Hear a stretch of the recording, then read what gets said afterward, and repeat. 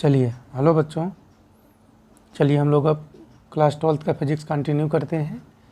इसके पहले वाले वीडियो में हमने कक्षा 12वीं भौतिकी अध्याय 3 का विद्युत धारा शुरू किया था, जिसमें कि हमने पढ़ा था विद्युत होता क्या है, इसका प्रवाह कैसे होता है, कैसे करंट फ्लो होता है, इसके बारे में हमने थोड़ा सा स्टडी किया था। अब आगे हम लोग देखते हैं कि धारा घनत्व तो क्या होता है, यानी कि करंट डेंसिटी होता क्या है, इसके बारे में थोड़ा सा जानकारी इकट्ठा करने का प्रयास करते हैं हम लोग। तो देखिए बच्चों, धारा घनत्व होता क्या है, इसके बारे में थोड़ा सा हम लोग जानकारी इकट्ठा करते हैं। मैं आपके लिए नोट्स बना दे रहा हूँ, आप नोट करते चले जाएंगे, कोई दिक्कत नहीं है, ठीक है। इसको इंग्लिश में बोलते हैं करंट डेंसिटी। क्या बोलते हैं इसको? Current density.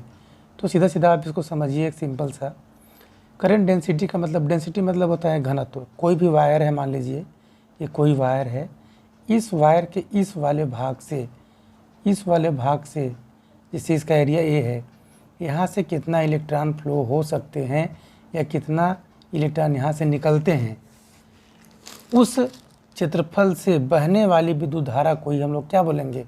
धारा घनत्व। यानी कि अगर हम लिखना चाहें एक सिंपल शब्दों में, तो हम इसको लिख सकते हैं बच्चों, किसी चालक के, लिखते जाएंगे आप लोग, मैं धीरे बोल रहा हूँ, जिसको ज़रूरत पड़े तो वीडियो की स्पीड बढ़ा के वो लोग अपना नोट्स बना सकते हैं। तो क्या लिखेंगे हम लोग? किसी चालक के प्रति एकांक क्षेत्रफल परिच्छेद से बहने वाली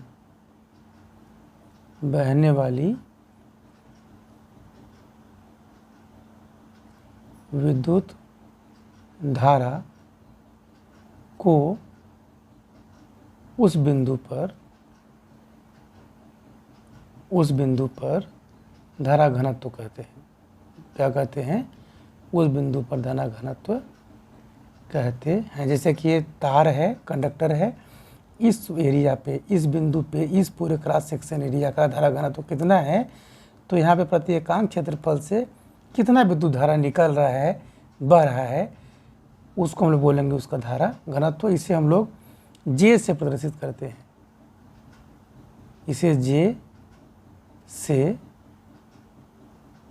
प्रदर्शित करते हैं। तो आप इसको अगर सूत्र रूप में लिखना चाहें तो लिख सकते हैं, अर्थात 60 नोट्स बना सकते हैं बच्चों आप लोग। J = I/A। यहाँ पे अगर A = 1 मीटर स्क्वायर कर दो तो क्या हो जाएगा? 1 मीटर स्क्वायर अनुप्रस्थ परिच्छेद से बहने वाली धारा के मान को हम लोग क्या बोल दिए? धारा घनत्व।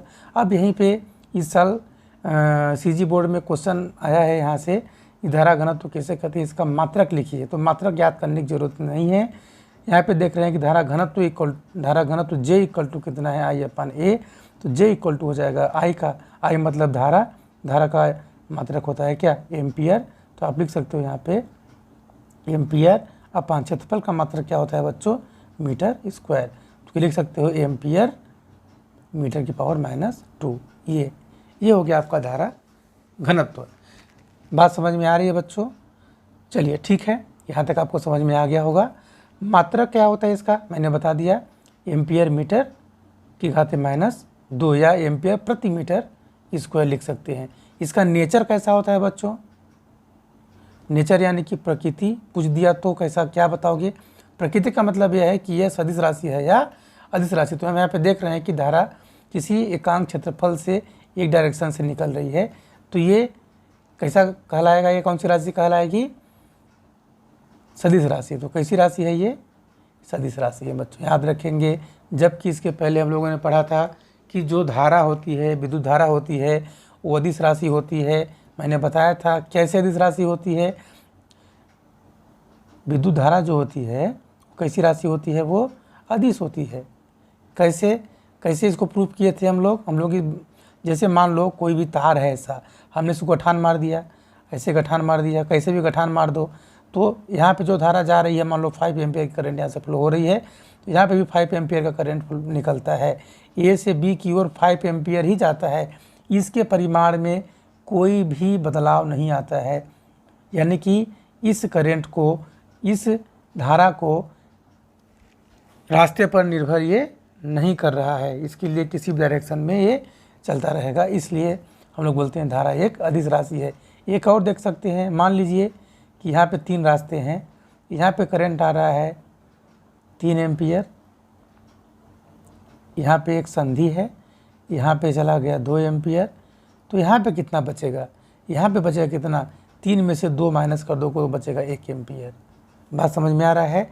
यह भी अदिश बीजगणित का पालन कर रहा है, सदिश बीजगणित का पालन नहीं कर रहा है। 3 में से 2 निकाल दिए तो 1 एम्पियर जो बचा उधर से निकल गया, तो यह भी अदिश राशि का पालन करता है, यानी कि अदिश बीजगणित का पालन करता है। इसलिए हम लोग इसे क्या बोलते हैं कि यह एक अदिश राशि है। जबकि हम लोगों ने देखा कि धारा घनत्व तो कैसी राशि है, एक सदिश राशि है। ठीक है, धारा घनत्व तो जो है वो किसी भी चालक के अंदर किसी बिंदु का एक लाक्षणिक गुण होता है, संपूर्ण चालक के लिए नहीं होता है।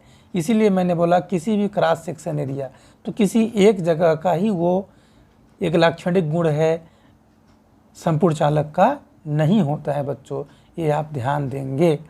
कुछ जानकारी आपको और दे देता हूँ, आप लोग इसको भी नोट करेंगे और जानना ज़रूरी है कि इलेक्ट्रॉन की खोज कब हुई थी, ये तो आपको पता होगा कि नहीं पता है तो मैं बता देता हूँ कि सन 1890 में इलेक्ट्रॉन की खोज हुई थी। बात समझ में आई, सन 1890 में इलेक्ट्रॉन की खोज हुई। इससे पूर्व में विद्युत धारा की दिशा धन आवेश के प्रवाह की दिशा को मानते थे। वही परंपरा आज भी प्रचलित है बच्चों, याद रखेंगे कि जो विद्युत धारा की दिशा होती है वो धन आवेश के चलने की दिशा मानते हैं। लेकिन हम यह जानते हैं कि जो परंपरा चली आती है वही परंपरा हम बहुत लंबे समय तक उसको चलाते रहते हैं। ये हमारे समाज का भी यही समाज में भी चलता रहता है। चालक तार में इलेक्ट्रॉन ही प्रवाहित होते हैं, न कि धनायन। इस बात को समझिएगा। जैसे मान लीजिए कि यहाँ पे कोई चालक है, हमें पता है कि कोई भी परमाणु जो होता है वो धन आयन और ऋण आयन से मिलके बना होता है तथा नाभिक केंद्र में होता है। ठीक है, अब हमको पता है कि इलेक्ट्रॉन गति करते हैं क्योंकि इलेक्ट्रॉन फ्री होते हैं, और धन आवेश तो हमेशा नाभिक में होता है जो कि विरामावस्था में रहता है। तो चालक में विद्युत धारा का प्रवाह किसके कारण होता है, इसके लिए केवल इलेक्ट्रॉन ही उत्तरदायी है, न कि धनावेश। इस बात को आप याद रखेंगे। जैसे इलेक्ट्रॉन है यही इस चालक में दौड़ेगा, धन आवेश कहीं भी नहीं दौड़ता है, और इसी के कारण विद्युत धारा का प्रवाह होता है। ठीक है बच्चों, तो हमने क्या सीखा, हमने सीखा कि धारा घनत्व तो क्या होता है, इसका मात्रक क्या होता है, ये हमने आज सीखा अच्छे से। ठीक है, तो इसको आप वीडियो को चाहें तो रोक लें, या वीडियो का स्पीड कम लगता है तो आप स्पीड को बढ़ा के नोट कर सकते हैं।